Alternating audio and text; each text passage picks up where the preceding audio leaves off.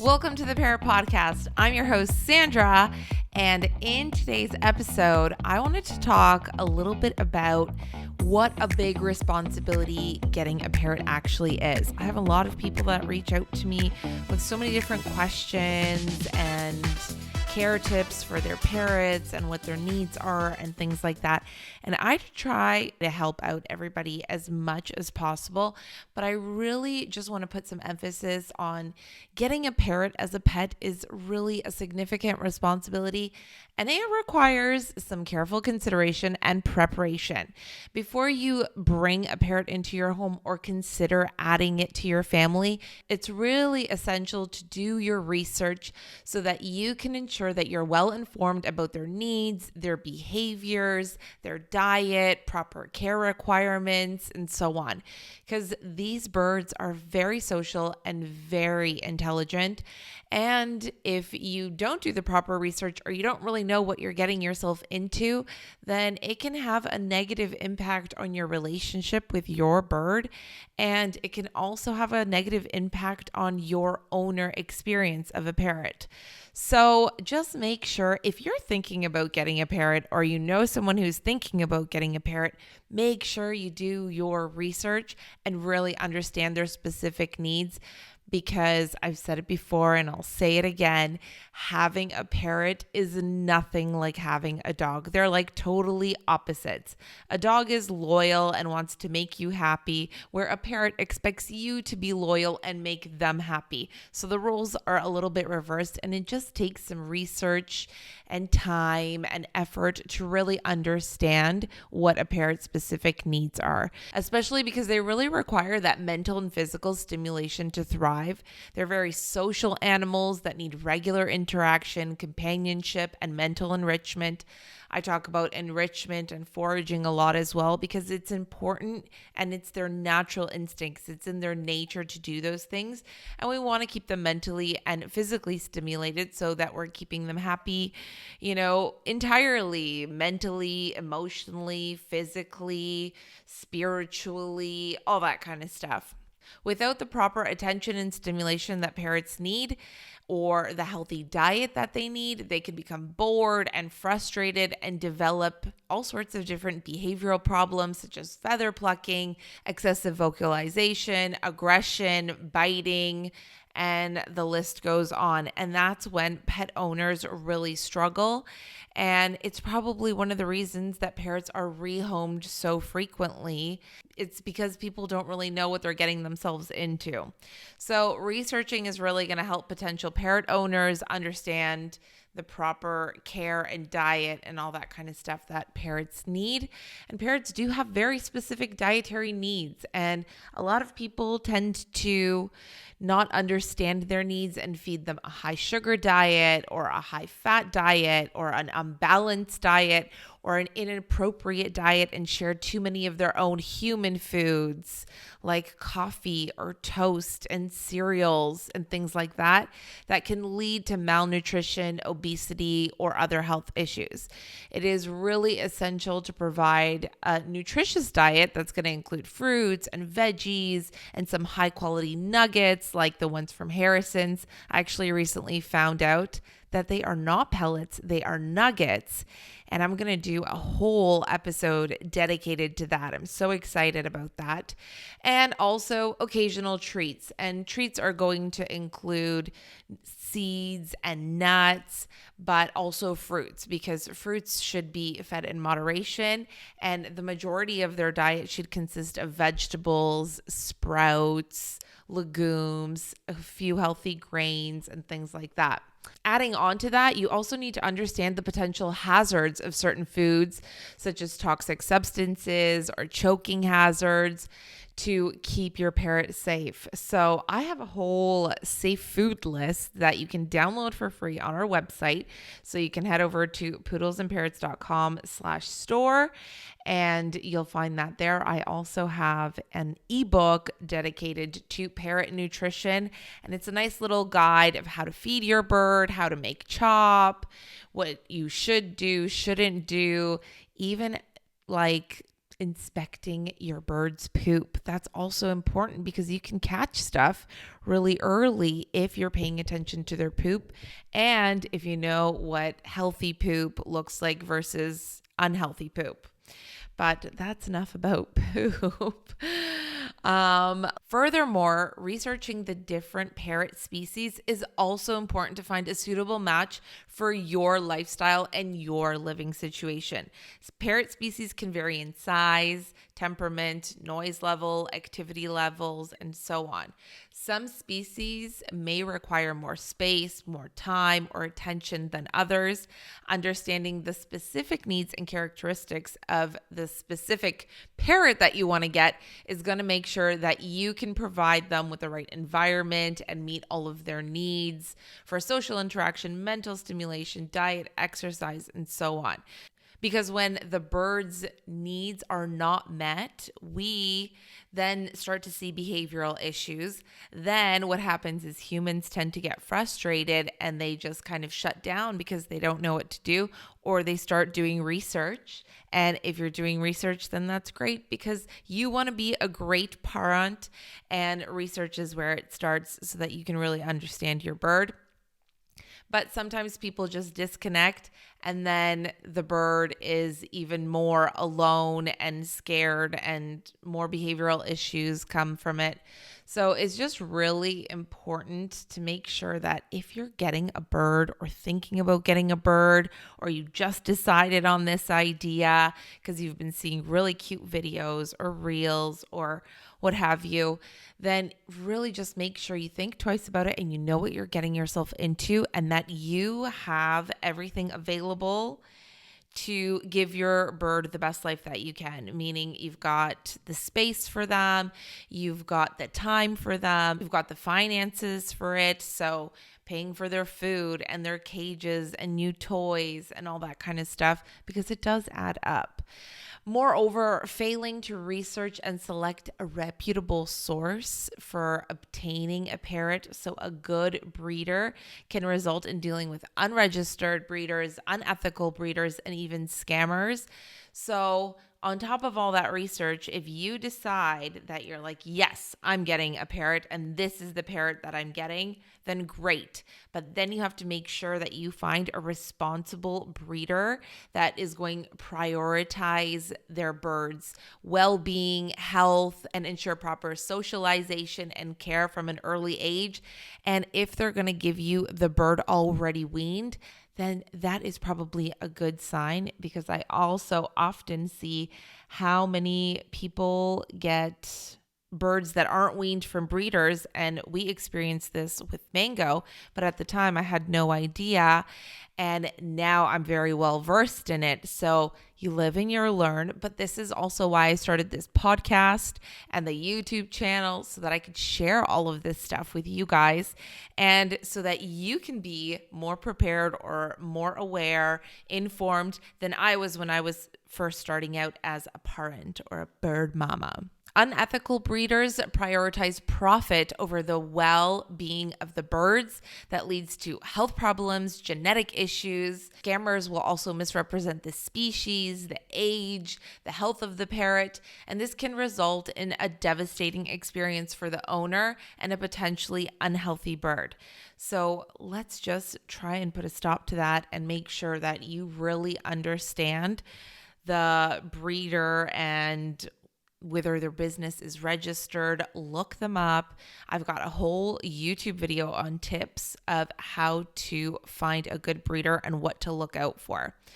And neglecting to do the necessary research before you get a parrot can lead to a lot of stress for you and the bird. Parrots are highly sensitive and can easily become stressed or anxious when their needs are not met. Stress can also weaken the immune system, making them more susceptible to illness and disease, but it can also lead to behavioral issues, as I mentioned earlier. And that is something that a lot of people then complain about or seek out bird behaviorists because they don't really understand what's going on.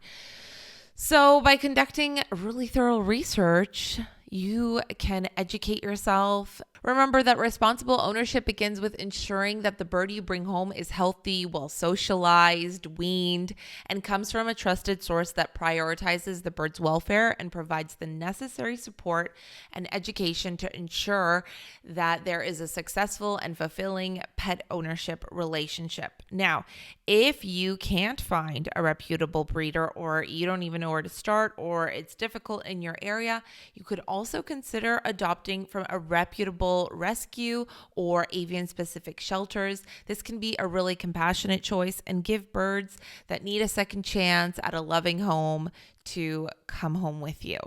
Now, I'll also talk a little bit about baby birds and weaning baby birds, because when people get a bird from a breeder and they're babies and they're not weaned, that's when I get a lot of DMs, and I do have a video on this, so I do suggest checking that out. But let's talk a little bit about feeding baby birds formula, because this can be a complex and delicate process, and it requires experience, knowledge, and careful attention to detail. Some reasons why it can be challenging for inexperienced bird owners is that baby birds have specific nutritional requirements that must be met for their healthy growth and development. There are specific baby bird formulas that are designed for hand feeding and are formulated to mimic the nutritional content of the parent bird's crop milk or regurgitated food. So it is crucial for us to provide the correct balance of these nutrients, including proteins, fats, vitamins, and minerals in the appropriate portions. And an inexperienced owner may struggle to achieve that right balance, leading to nutritional deficiencies or imbalances, and that can affect the bird's health. The other thing is temperature control. Baby birds are also dependent on external heat sources to maintain their body temperature, since as babies, they have a lot of pins and they don't have their full feathers or their full plumage. Additionally to that, the formula also has to be prepared and fed at the correct temperature to ensure the bird's comfort and proper digestion. And inexperienced owners might find it a challenge to consistently maintain that right temperature, and that could potentially cause discomfort or digestive issues for the bird. Then there's also a feeding technique. Hand feeding requires a specific technique to ensure that the bird receives the formula safely and does not choke or have some kind of issues with it. And you also don't want to overfill their crop. So it involves using an appropriate syringe or feeding utensil to deliver small amounts of the formula at a controlled pace, allowing the bird to swallow and digest properly. An inexperienced owner may struggle with the technique, and that can lead to accidents or feeding related issues. Then there's also time and frequency. Baby birds require frequent and regular feedings throughout the day, with intervals depending on their age and species. So this means committing to a demanding feeding schedule, including early mornings. An inexperienced owner may find it difficult to maintain this feeding routine, especially if they got a bird and they're running out to work or to school every day, and you have a baby that needs feeding. And then once the bird has grown up and they're ready to wean, or they're at that age or that phase, you also need to understand that weaning a bird can be challenging as well. The process of transitioning a bird from liquid to solid foods, it requires patience, persistence, and a gradual introduction of the appropriate fruits, vegetables, grains, legumes, good quality pellets or nuggets. And yeah. When it comes to weaning, you also need to remember that each bird is unique and may have some different preferences, habits, and timelines for weaning. Some birds may accept solid foods very quickly and transition smoothly, while others may be more resistant or reluctant to change their diet.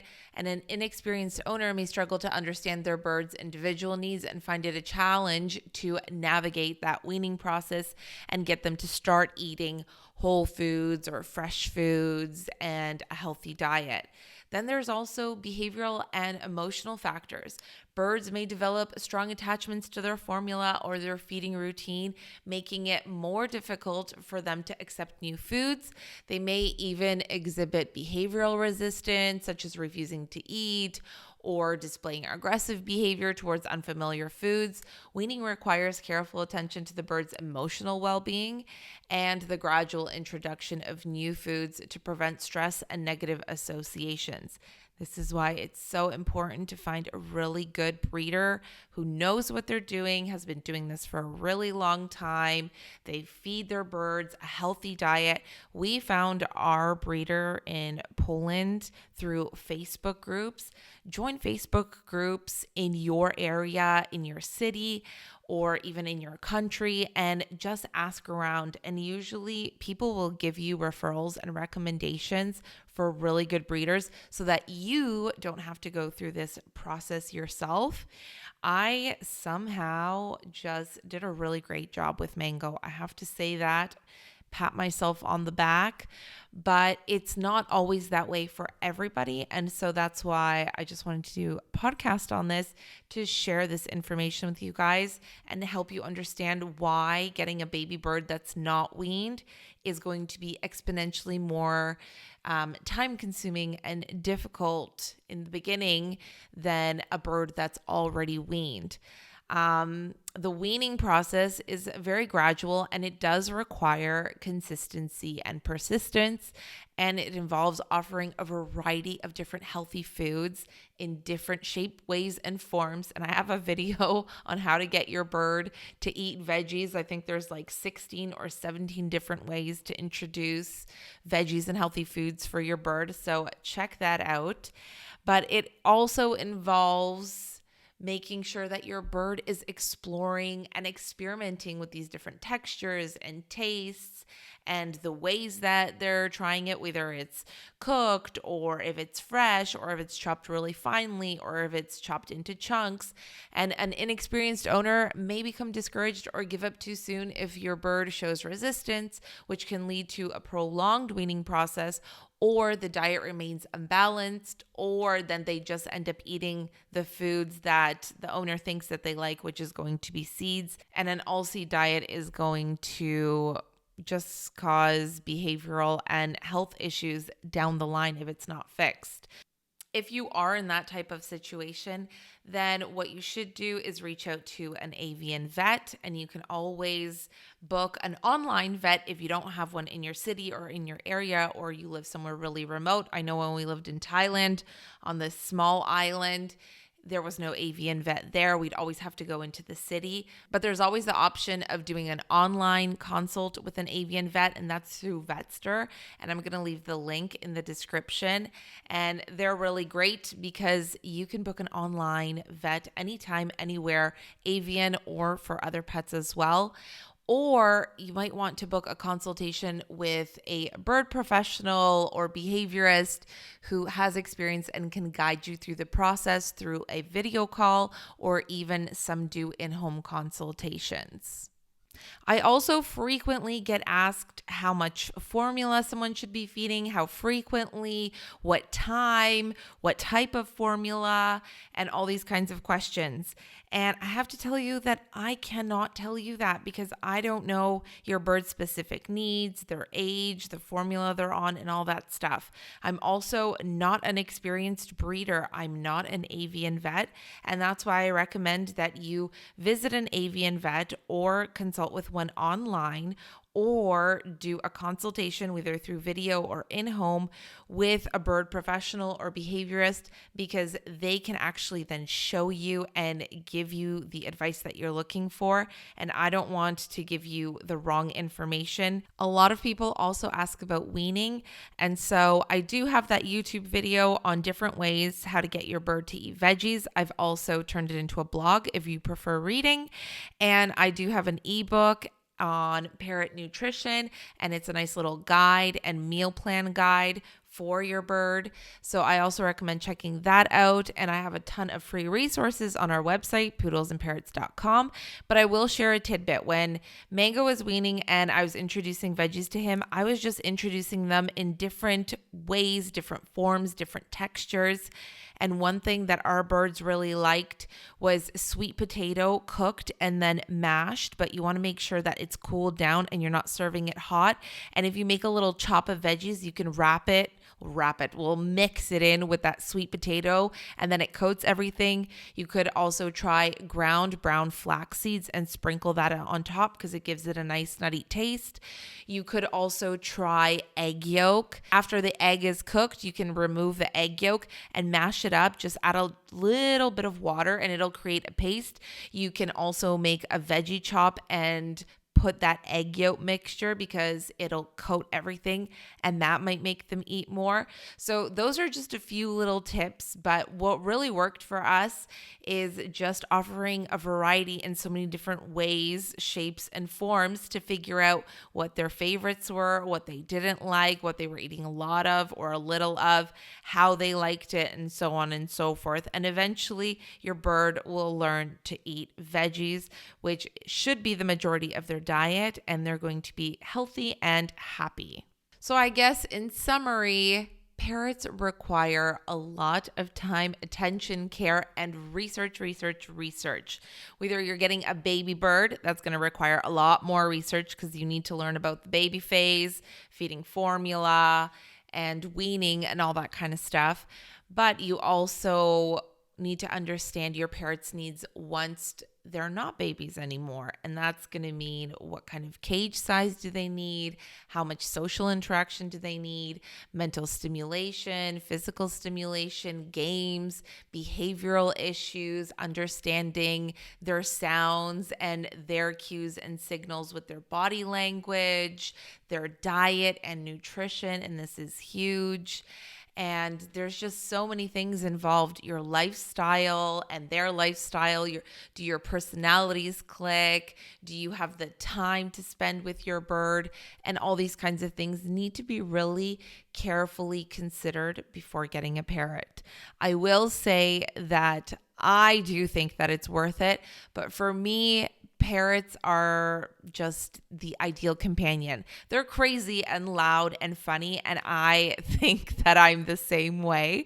Well, I definitely am crazy, loud, and outgoing, extremely extroverted, and I kind of secretly enjoy when they're making noise because I don't like when things are too quiet. So that's just me, but that might not be for everybody. Some people get really annoyed when they're loud, and it can be very distracting and things like that. So it's really going to depend on you, your personality, your lifestyle, your home, and your individual situation with work and school and finances and all of these different things. But bringing a parrot into your home and into your heart is honestly one of the best things that's ever happened to me. And I love parrots. And on May 31st was World Parrot Day. So I also want to say happy World Parrot Day to all the parrots out there, sending you all my love. So that's it for today, my parrot pals. I hope that you enjoyed this episode and that it was informative for you. Thanks for tuning in to the Parrot Podcast by poodlesandparrots.com. I'm your host, Sandra, and I look forward to our next episode.